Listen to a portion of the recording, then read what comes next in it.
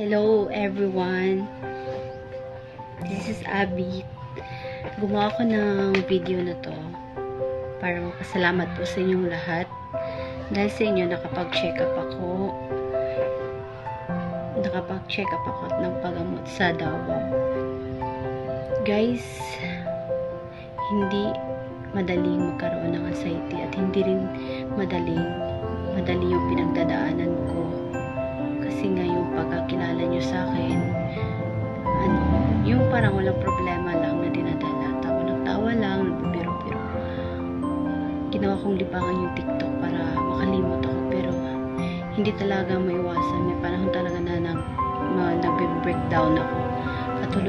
Katulad nung nag-live ako at nakita ako ni Tatay EF at doon ko binuhos lahat sa kanila yung pinagdadaanan ko.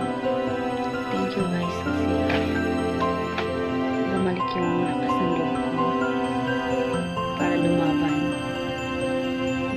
Dahil meron akong gamot, hindi na ako mag-overthink na may malalang sakit ako kasi nga lahat ng laboratory ginawa sa akin. May nakita lang may problema sa ECG ko, yung heartbeat lang pala ng puso ko kasi nag-abnormal siya.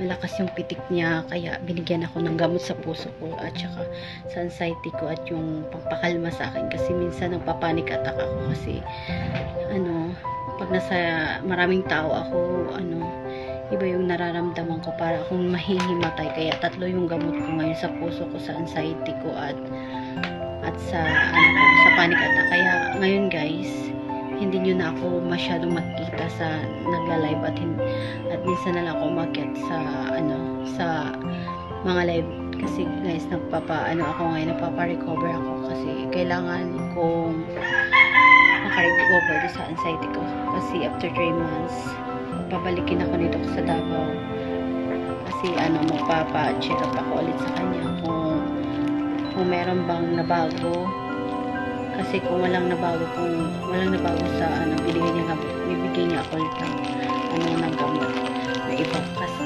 Pero kung meron naman nabago, bababaan niyo yung dosage ng gamot ko hanggang mawala at makayanan ko na walang gamot.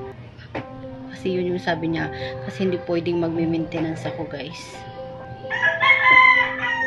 Ang bait ni Lord sa akin guys. Nagpapasalamat din ako kay Lord kasi dumating ako sa pamilyang Amici. Maraming salamat sa inyo guys, at lalo na po na-meet ko po si Ate Shubarasi dahil sa TikTok po guys, dahil sa inyo nakapag-check up na ako at napagamot na ako guys. Ayoko nang umiyak guys kasi pagod na talaga ako umiyak. Pero guys, habang ginagawa kong video na to,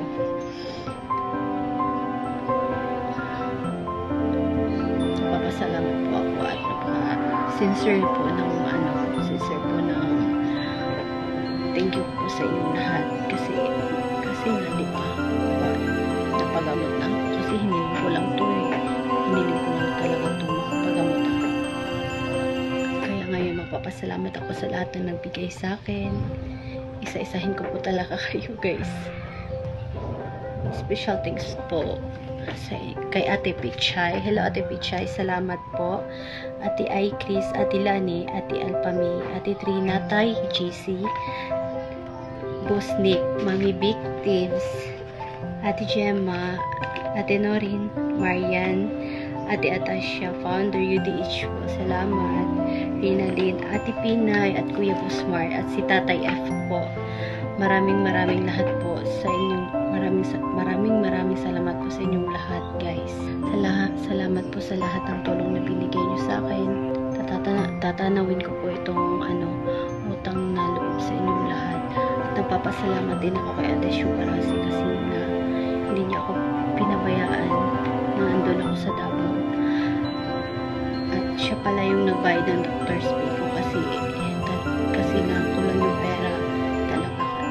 Siya na pala yung sumagot ng doctor's fee ko at sa pagkain namin at tinulugan namin. Napakabait po sobra ni Ate Shubarasi sa akin kasi parang ano talaga, parang ate ko po talaga siya. Parang tinuring niya akong hindi ibang tao po. Maraming salamat din po sa inyong lahat. Team Amici po.